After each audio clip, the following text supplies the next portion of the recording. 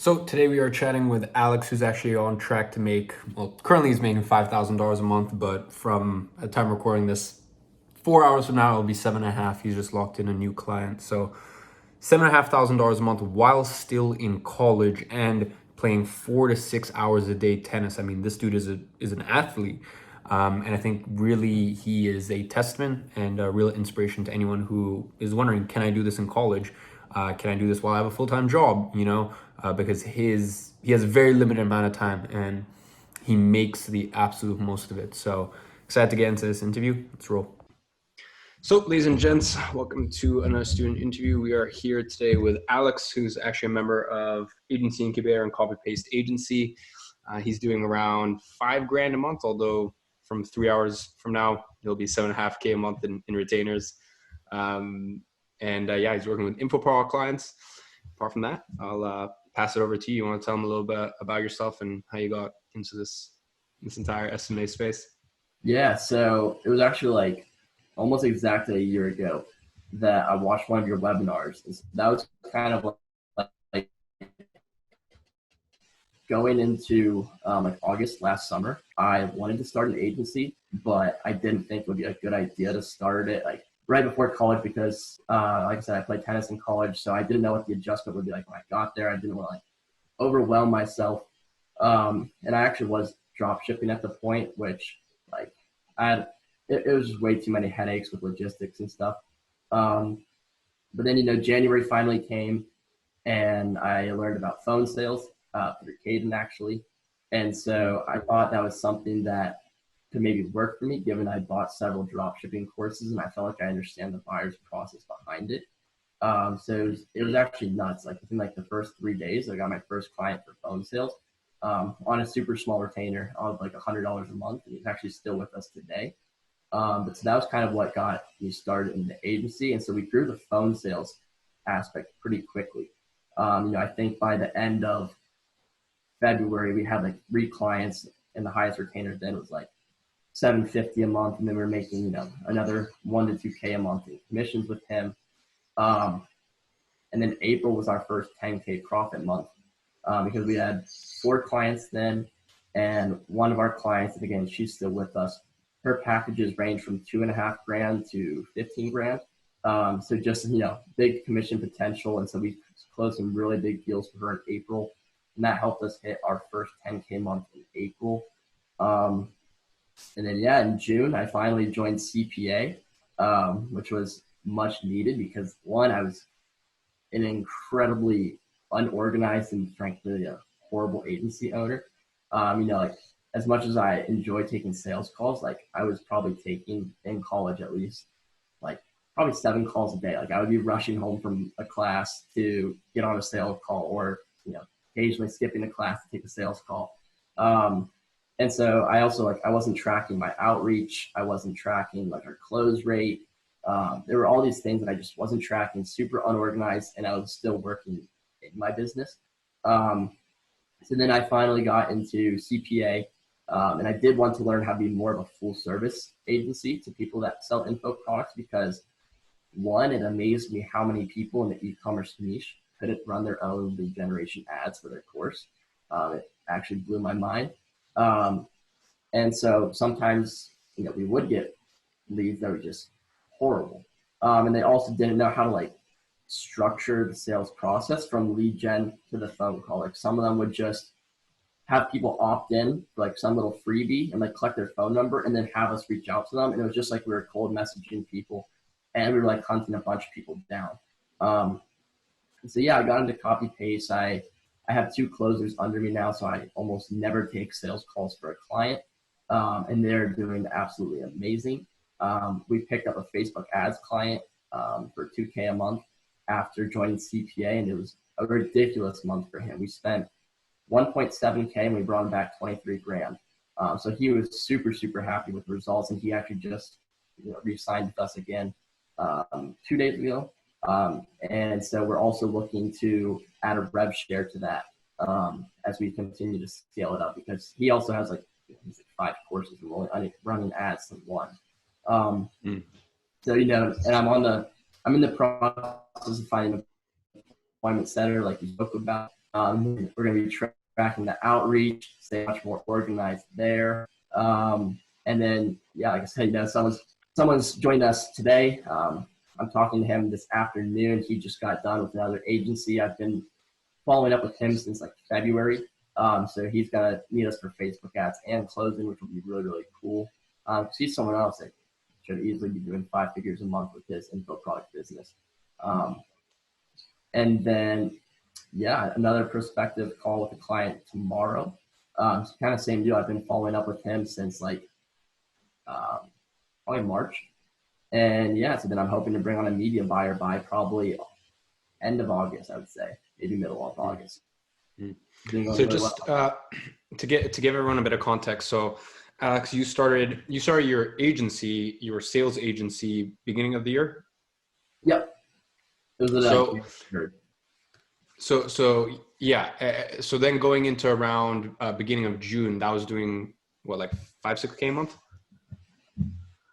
Yeah, I think we had, probably about $4,000 a month in retainers. And then, we would do a couple thousand a month commissions. So basically you actually came into copy paste agency, and that's the thing. Like I have, at GrowYourAgency.com, like we have literally people in the program who have email marketing agencies, web agencies, sales. We have a couple of people who have sales agencies, as in like they run a team of closers who close on behalf of other people. Like it's GrowYourAgency.com. It's not Grow Your Advertising Agency. So we work with a whole spectrum of people. So you came into the program, just so people have a context, you applied the principles in your sales agency. And then from there, you also created a little bit of a brother agency or a little sister agency to that, where now that 7.5K I was referring to in retainers, that's for your advertising services. And then you also have your sales agency connected to it. Absolutely. Yeah, that's awesome. So yeah, I mean, now like, here's the thing. If you were to do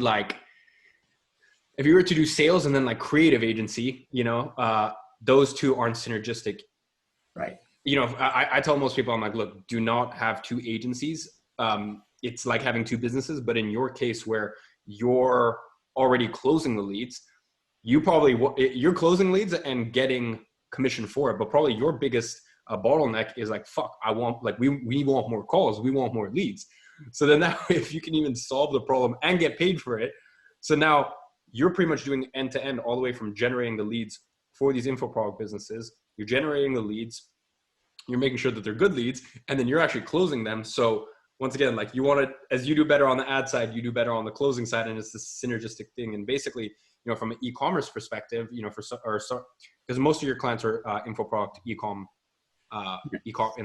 space. Yeah, like you're right. This is just like one thing that I've noticed as well, is like a lot of like e-commerce like experts or whatnot, like they don't really know how to market. Like I've just noticed that. Yeah, it blew my mind too. And honestly, like you said, it's been amazing for us to be able to handle the lead gen part, because one, too, it's like, this isn't something that we've done, but obviously a lot of sales agencies or salespeople will be like, oh, well, you give me horrible leads or whatever. And so this way, it's like, we know it's on us if we do a bad job, because we're the ones generating the leads. So it also gives us like, we're able to take full responsibility and like put no blame on anyone else. Amazing. And yeah, it's an incredible solution because, then you're literally doing everything end to end. So let's talk about how you're getting most of your appointments at the moment. And let's talk about how you're getting most of your appointments at the moment. And like, in terms of how many meetings a week would you say you're having right now for the agency? Probably now closer. I kind of ramped up outreach again, so probably 2 to 3 meetings a week, and they're all from Facebook and Instagram. So I spent a lot of time kind of surfing through Facebook groups. I get a lot of them from there. Obviously, there's a lot of info product owner groups and stuff like that. And then for Instagram, it's mainly, I feel like I've messaged so many people on Instagram in the info product niche since like January, that I've just been like really relentless with following up with people, and it's like paid off. Because like I said, the guy joining today and the call I have tomorrow are both from following up for literally months. And like they both noticed that. Like the guy that I'm talking to tomorrow, he's like, I definitely believe that you're good at sales because it's like you've been following up with me for months. And so like that's honestly been like huge for me. And again, one of our other clients actually, it was kind of like the same deal. Like she came from like a month and a half of following up. And it's just like, every once in a while I'll just be like, hey, hope you're doing well. Like this is what we've done for this client in the same niche as you. And it's just like constantly like planting that seed in their head. And then eventually they're kind of just like, okay, like I'll hear what this kid has to say. Mm-hmm. So the next thing that I want to touch on is, you got your agency doing almost at a point where it's, it's on a run rate to do 6 figures a year. And you're managing all of this while being not only in college, but you play what, like 8 hours of tennis a day, something crazy like that? Between 4 and 6 right now. So it's been pretty hectic recently. So because I also get people asking me like, hey, can I start SMA while I'm in college? Can I start SMA if I have a job? This, like, you want to tell them a little bit about like, how do you manage your time? Because, you have a very intense schedule and a schedule where like, most of your peers, when you're playing tennis for 4 to 6 hours a day, you need the rest of the day. Like you're a legitimate athlete. Like, you need the rest of the day to recover, not fucking do cold calls and outreach and this and that. So how are you managing it all? Yeah, I kind of had in college, I had somewhat of the raw mentality. It actually helped. I watched a module on a copy paste it actually like really resonated with me. But I was kind of in like a light entrepreneurship mode in college. So like we would wake up in the spring, 6 a.m. for practice. We practiced from 7 to 9. Then I would have class or whatever until like 1. We would lift at, I think, 2 or 3. Obviously, then I had like dinner and the rest of the day to do homework and do work. But I wasn't like, I actually like wasn't taking care of myself then. Like I was working until like maybe midnight and then waking up again at 6. So I actually like really wasn't getting enough sleep, and it like ended up having a pretty bad effect on my body. But that was mainly because I was in like the Gary Vee, like you have to like grind mode. When really it's not the case, and that's why I've actually like somewhat even more back since, especially with how much tennis I'm playing right now. Is it's like, you can do like 2 to 3 hours of actual like deep focused work per day. And if you're consistent with that, it's not enough. And it's honestly made me more productive than kind of like what you touch on. You might work for 6 hours, but it's like maybe an hour, 90 minute actually moves the needle forward. So it's like, I think, anyone can find 2 hours throughout the day, no matter like how busy they are. And so if you actually sit down, you unplug, and then you get ready with your phone, all that other stuff, and actually do, maybe you do outreach for an hour and then work on building out, one of your like onboarding funnels, whatever it is. I think anyone has time for that. And it's like, as long as you're like disciplined, I think anyone can manage it, like kind of no matter what your situation. That's awesome. That's awesome.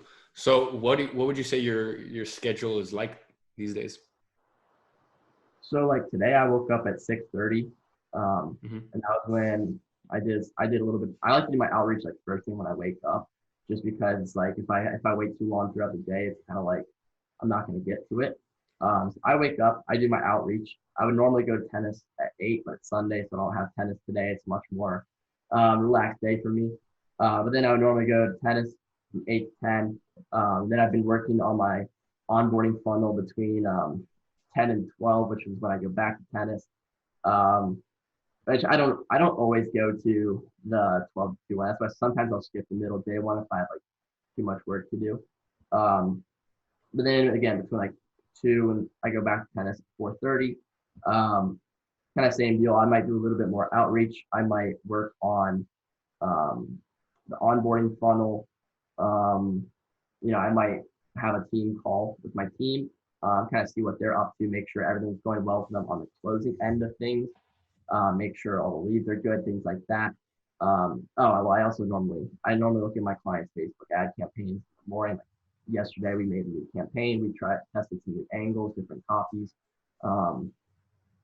And then, yeah, I mean, like I said, if I can, sometimes I'll wake up at like 6 and do like 90 minutes of work before I go to tennis if I feel like I need to.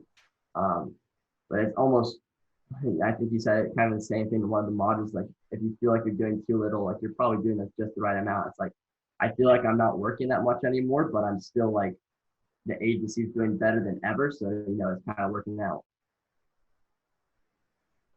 Yeah, for sure. And to give people context, what you're referring to is I always give the advice like if it feels like you're doing too little good, like I would rather you have that feeling every single day. You're like, 30 days in a row, you do everything you need to do, and you hit every single thing that was on your list for that day. You accomplish it, and you get to the end of the day, and you're like, oh, I feel like I could do more. Like, because that's the thing. Like people are like, oh, I feel as though I could do more, and then they do more, and then it's just like you're just going this entirely wrong path. Consistency over everything and momentum over everything, and then that lifts the bar and that changes your standards. So that's yeah, I really commend you for being able to manage all of that, as I said, especially while you're in college, and a very, very tough one at that. Very tough, very, very tough, rigorous schedule. So you mentioned client campaigns. Are you doing the fulfillment yourself, or you got a team? So I am running the ads myself right now.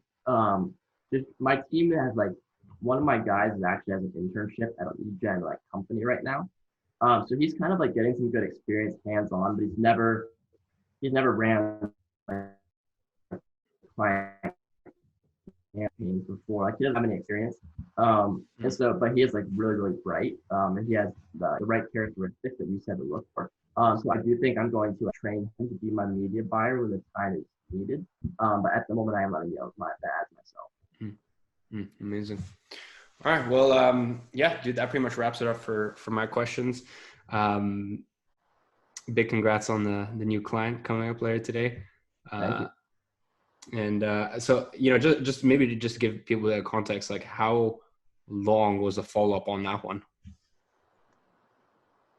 I first messaged him in February, and like about obviously then it was just for phone sales, and he was kind of just saying that like he had been spending too much recently, um, all this other stuff.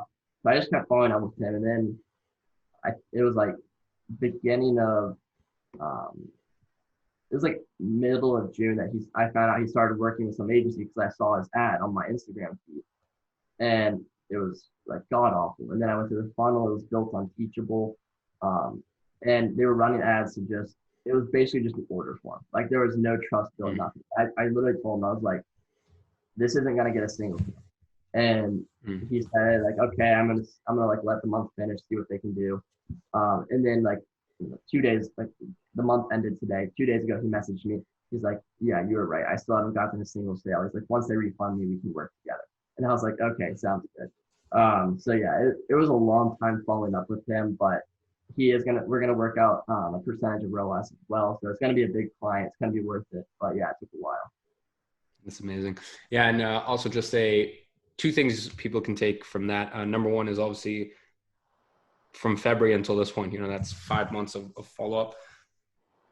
That's number one. And the second thing is, you don't let stop you when you saw that, this person started working with another agency, and like, guys, you can poach clients from your shit agencies that don't know how to run their agencies in the way that we teach it. And the way that we go about it, our boutique, lean, results driven agency, there's a lot of them, that aren't like, or most of them aren't like that. So yeah, just go out and poach them.